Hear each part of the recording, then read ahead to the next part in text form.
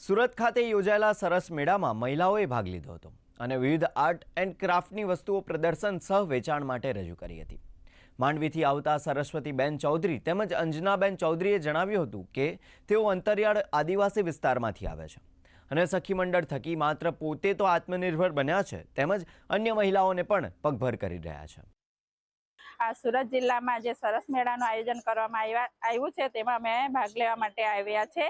આ એક આપણા આદિવાસી વિસ્તાર હોવાથી અહીં આદિવાસી બહેનોને ખૂબ સારી એવી તકો અહીંથી મળી રહે એવું અહીંયા આયોજન કરવામાં આવ્યું છે। અહીંયા અલગ અલગ જિલ્લાની આદિવાસી બહેનો પોતપોતાની વસ્તુઓ લઈને અહીંયા સરસ મેળામાં એ લોકોએ સ્ટોલમાં ભાગ લીધો છે અને અહીંયા મેળામાં આવ્યા પછી અમને પણ ઘણું બધું શીખવાનું મળ્યું કે આપણી આદિવાસી બહેનો આવી રીતે નાના નાના કામો ગૃહ ઉદ્યોગના ઘરે રહીને પણ આવી આર્થિક પ્રવૃત્તિ કરી પોતે પગભર થાય। સખી મંડળ દ્વારા અમારી 8-10 બહેનોને રોજગારી મળે છે અને સરકાર દ્વારા અમને ખૂબ સારી એવી સહાય મળે છે અને સખી મંડળ દ્વારા અમને એ લોકો સ્ટોલોમાં પણ સખી મંડળના જે આ સરસ મેળાઓ છે એનામાં બી અમને એ લોકો મોકલે છે અને વેચાણ એવું સારી રીતે થાય છે।